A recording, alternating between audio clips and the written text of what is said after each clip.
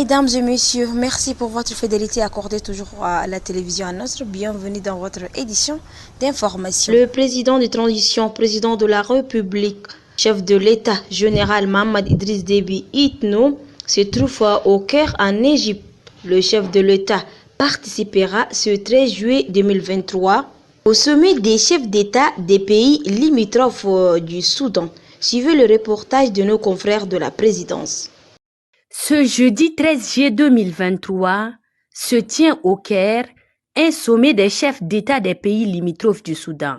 À la veille de l'ouverture des travaux qui verra la participation des chefs d'État de 7 pays que sont l'Égypte, le Tchad, la Libye, la Centrafrique, le Soudan du Sud, l'Éthiopie et l'Érythrée, l'avion ayant à son bord le président de transition, président de la République, chef de l'État, général Mohamed Idriss Déby Itno, foule le sol de l'aéroport international du Caire, capitale de la République arabe d'Égypte. Sur le tarmac pour accueillir le chef de l'État se trouvait le ministre égyptien du tourisme et de l'Antiquité, Ahmed Issa, l'ambassadeur extraordinaire et plénipotentiaire du Tchad auprès de la République arabe d'Égypte, Chonai Hassan Elimi, ainsi que le personnel de la représentation diplomatique tchadienne en terre égyptienne.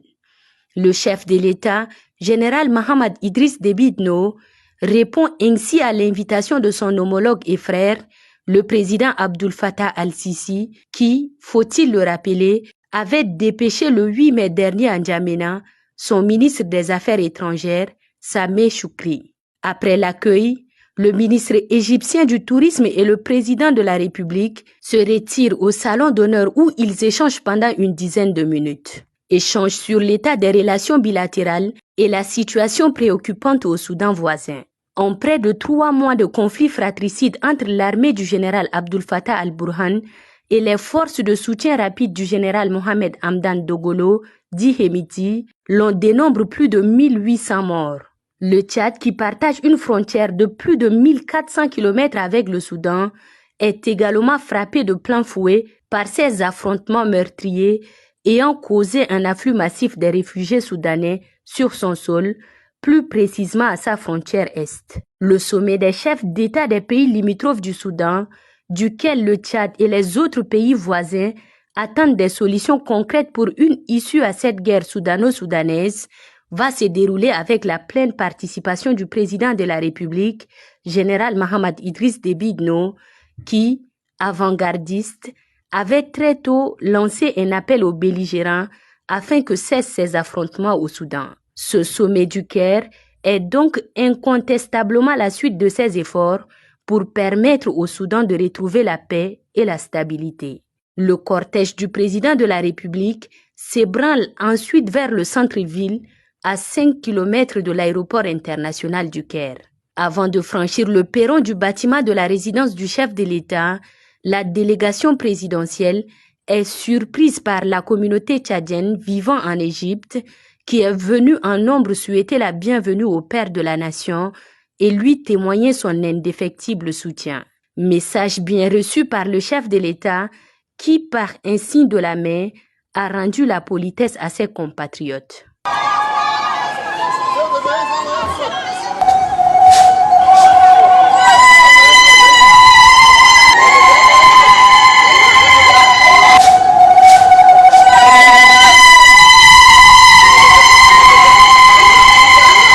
Le président de transition, général Mohamed Idriss Déby Itno, est accompagné dans ce déplacement du ministre des Armées, des anciens combattants et victimes de guerre, Daoud Yahya Brahim, et de quelques-uns de ses proches collaborateurs.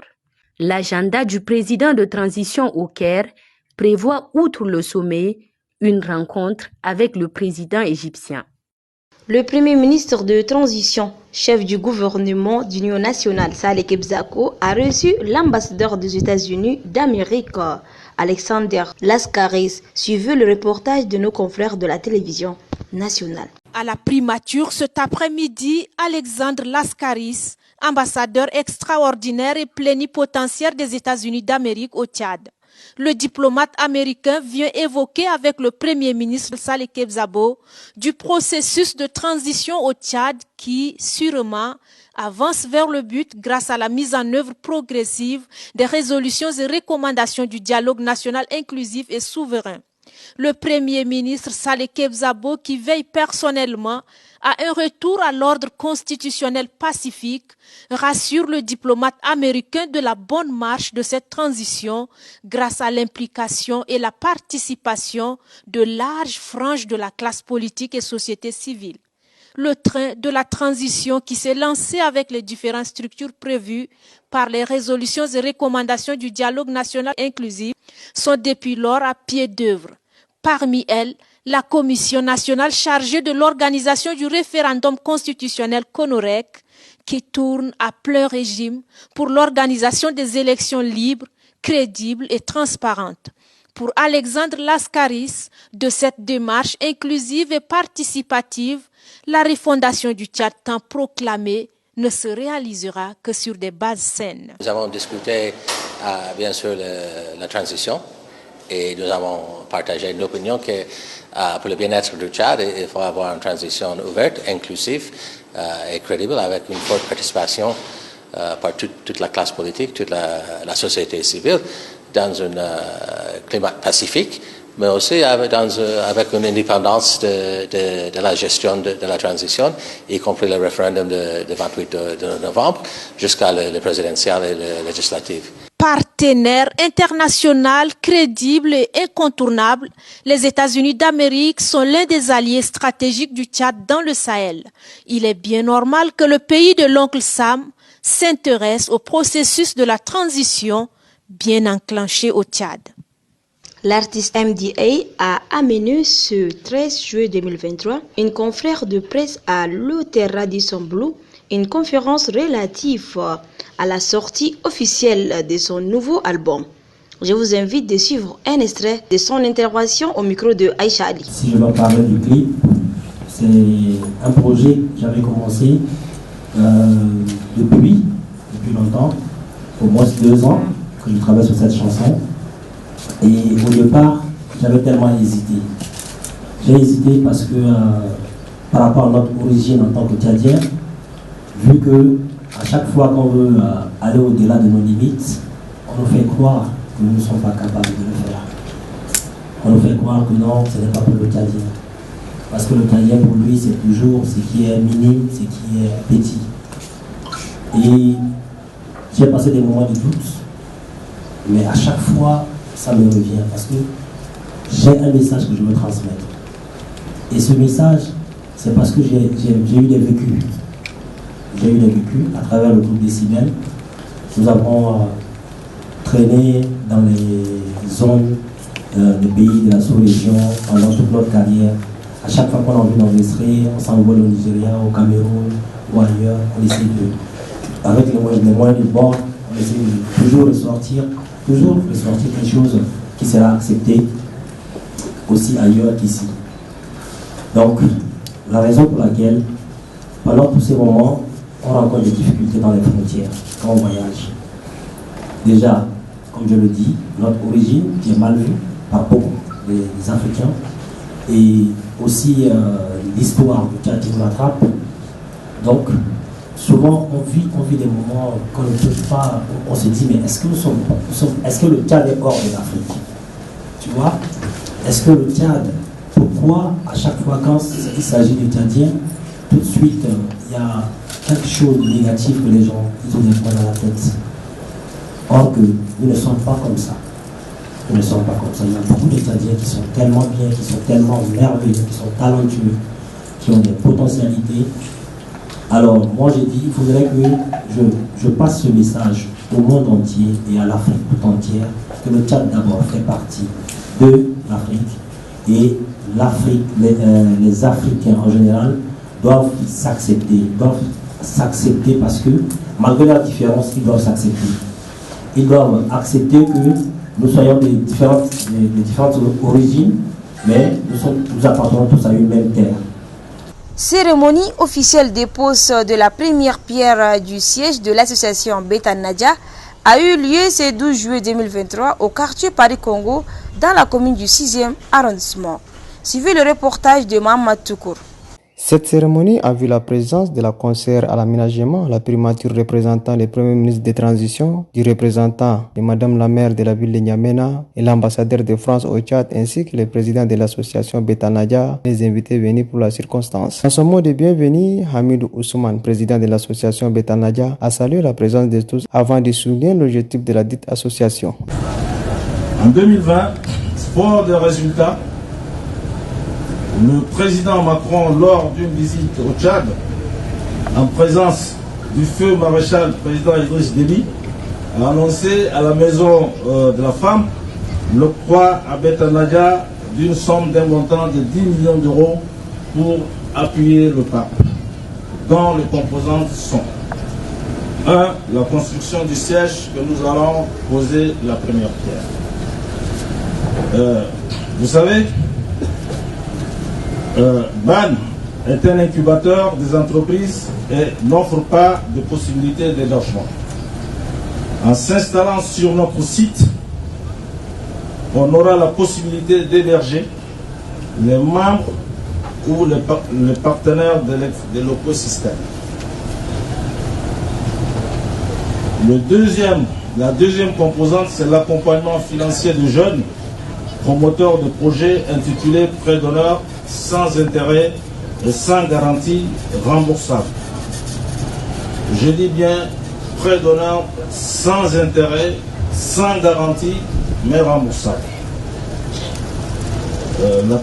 Le troisième, c'est un appui institutionnel au renforcement de la gouvernance et au dispositif. Le quatrième, c'est la mise en place du chèque service. Et enfin, nous avons le déploiement de notre dispositif dans les 23 régions de la ville. Je ne manquerai de citer le GED, une convention de financement récemment signée à l'ambassade de France. Prenant la parole, l'ambassadeur de la République de France au Tchad, Bertrand Koucheri, partenaire clé de l'association, a rappelé l'importance de l'entrepreneuriat. Au développement de l'entrepreneuriat privé ici au Tchad et en particulier les structures de type petite entreprise. Nous avons eu, Monsieur le Président, à de nombreuses reprises l'occasion d'être côte à côte, que ce soit sur les lieux mêmes de Betanadia ou que ce soit pour des signatures de conventions avec l'Agence française de développement, que ce soit aussi à la résidence. Je me souviens pour une manifestation liée au prêt d'honneur avec à l'époque Olivier Cador et le directeur de la Société Générale au Tchad pour marquer effectivement tout l'enjeu crucial que représente l'entrepreneuriat ici au Tchad. Vous l'avez rappelé, Monsieur le Président, c'est une action qui est indispensable. Elle l'était dès l'origine, 2012-2014. Je pense qu'elle l'est devenue plus encore en cette période de transition qui ne fait qu'accroître les attentes de la jeunesse en matière d'emploi. Et il ne peut pas y avoir d'emploi s'il n'y a pas de construction d'entreprise. Et la construction des entreprises doit elle-même épouser l'environnement économique de notre époque. Il ne s'agit pas de penser uniquement en termes de très grandes entreprises. Il y a des projets qui demandent effectivement des infrastructures massives.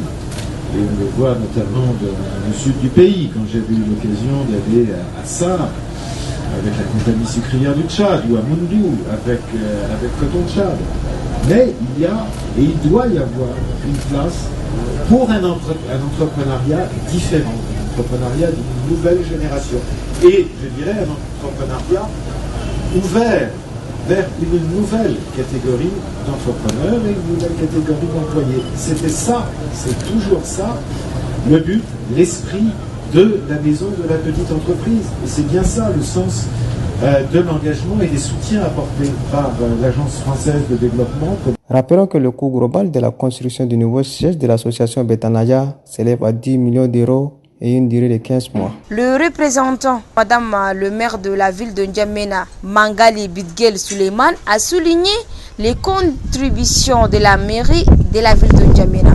Suivez un extrait de ses propos au micro de Mohamed Toukour.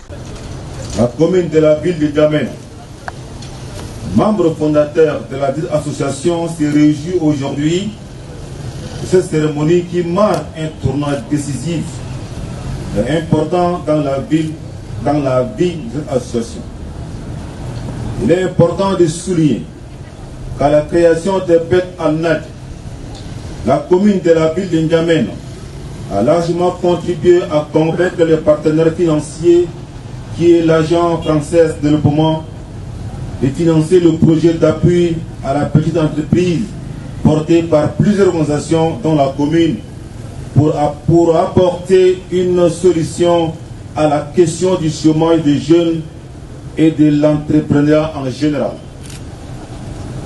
Depuis le lancement du projet Maison de la petite entreprise en 2016, des milliers de jeunes et de femmes ont pu largement bénéficier des formations d'accompagnement technique, technologique, financier et non financier. La commune de la ville de N'Djamena n'a pas cessé d'accompagner les femmes et les jeunes dans leur initiative entrepreneuriale. Distingués invités, mesdames et messieurs, en effet, chacun des membres de l'association peut, avec ses ressources, ses moyens, son réseau et ses procédures, apporter sa contribution pour soutenir les efforts du gouvernement tchadien en matière de lutte contre le chômage des jeunes à travers la création d'entreprises, sujet qui tient à cœur le président de la République, chef de l'État, son Excellence Mohamed Idriss Déby Itno. Avec les différents dispositifs, l'association Bet Al-Nad assure avec l'appui technique et financier des partenaires un accompagnement de tous les porteurs de projets de création et de développement d'entreprises. Mesdames et messieurs, c'est la fin de votre édition d'information. Merci de l'avoir suivi. Restez toujours en compagnie de nos programmes.